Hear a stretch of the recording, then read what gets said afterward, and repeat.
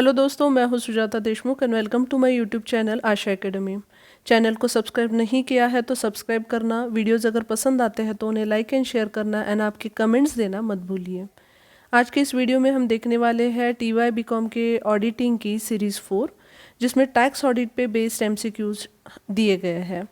तो चलिए शुरुआत करते हैं। First question: when the conditions are made by the auditor to calculate the exact taxable income and to claim the deductions according to the Income Tax Act, it is called as, यहाँ पे answer है tax audit. तो tax audit मतलब जहाँ पे auditor जो हमारा accounts हुआ है उसे टैक्स के हिसाब से, टैक्स और इनकम टैक्स एक्ट जो है 1961 के, इसके हिसाब से वहाँ पे हमारे पूरे इनकम चार्ज वरना कैलकुलेट करता है और उसमें से कौन कौन से डिडक्शंस अवेलेबल है वो भी क्लेम कर सकता है। Second question: dash can appoint a tax auditor. So who can appoint a tax auditor? Board of directors can appoint the tax auditor. Third question: a professional person who performs accounting functions such as audits or financial statement analysis is known as। तो जो भी audit के वरना financial statement analysis के काम करता है हम उन्हें अकाउंटेंट कहते हैं, because he is a professional person to handle these things. Next question: The tax audit is compulsory under section dash dash of the Income Tax Act 1961। तो टैक्स ऑडिट बिजनेस वरना अदर ऑर्गेनाइजेशन वरना individual को compulsory है, तो वो section है 44AB। सो D option यहाँ पे करेक्ट है। Next: the dash whose turnover और gross receipts exceeds 1 crore, old limit was 60 lakhs, and professionals whose gross receipts exceeds 25 lakh, the old limit was 15 lakh, has to get their books accounts audited। यहाँ पे business is the correct option. यहाँ पे मैं आपके information के लिए बता दूँ कि बुक्स में आपको 60 लाख एंड 15 lakhs का ही दिया है, लेकिन अभी रिसेंट उसमें 1 crore एंड 25 lakh का चेंज हुआ है। तो जो भी बिजनेस ऑर्गेनाइजेशन जिससे अभी 1 crore से ज़्यादा ग्रॉस रिसिट्स मिलती है, जिसका ओल्ड अमाउंट था 60 लाख, वरना प्रोफेशनल कोई भी इंडिविजुअल है वरना प्रोफेशन है जिससे 25 लाख से ज़्यादा, जिसका ओल्ड लिमिट 15 लाख था, उससे ज़्यादा अगर ग्रॉस रिसिट्स मिलती है तो वो सारे बिजनेस को कंपल्सरीली उनका टैक्स ऑडिट करवाना चाहिए। Next: dash who does not have any income under the head of business need not to get his accounts audited। तो यहाँ पे एक ही है एग्रीकल्चरलिस्ट। सो जो भी फार्मर है, जो भी एग्रीकल्चर से रिलेटेड है, उनको अगर कोई बिजनेस के हिसाब से कुछ बिजनेस के हेडिंग के अंडर अगर कुछ इनकम नहीं मिलता तो उनके बुक्स ऑफ अकाउंट्स ऑडिट करने की उन्हें ज़रूरत नहीं है। Next one: dash is the report prepared by the auditor in the post completion of tax audit। So tax audit जब भी टैक्स ऑडिटर वरना ऑडिटर जो है टैक्स ऑडिट कंप्लीट होने के बाद टैक्स ऑडिट रिपोर्ट बनाता है। Next: for the company the tax audit report is required to be submitted in the form number dash.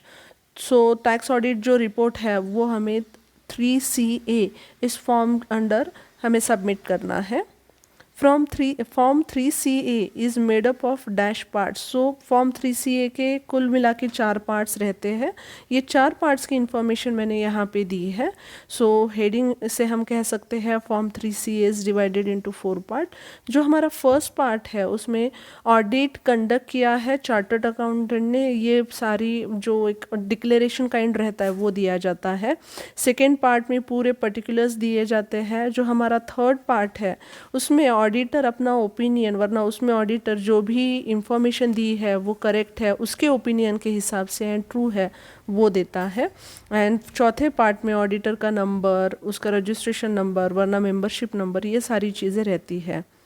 Next question: a dash or association or institution carrying on a business may enjoy the exemption as the case may be under section 10 subsection 21, 10 subsection 23A, section 10 subsection 23B, section 10 subsection 23BB and 10 subsection 23C। तो कोई भी trust हो, association हो वरना institution हो जो business run करती है तो उन्हें जो भी ये सेक्शंस दिए हैं मैंने उनके अंडर एग्जम्पशन मिल सकता है। सो यहाँ पे डी ऑप्शन मेरा करेक्ट है।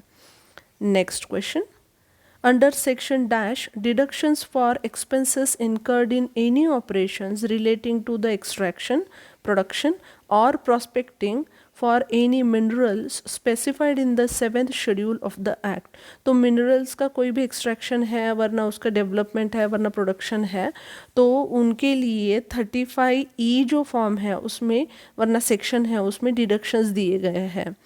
Next one. When assessing officer assesses the already assessed audits with the prior approval of Commissioner of Income Tax, it is called as dash. So it is called as a special audit. तो जहाँ पे कोई भी अगर tax officer है और उसे लगता है कि यहाँ पे ये इंडिविजुअल के टैक्स रिटर्न कुछ गलत है वरना उसमें कुछ इरेगुलरिटी है तो वो प्रायर इनकम टैक्स कमिश्नर की परमिशन लेके वो ऑडिट वरना वो अकाउंट्स फिर ऑडिट कर सकता है और वो सही है या नहीं वो देख सकता है तो हम उसे स्पेशल ऑडिट कहते हैं. Next, the dash is the service that is provided by the CA or auditor to the assessee to do the tax calculation.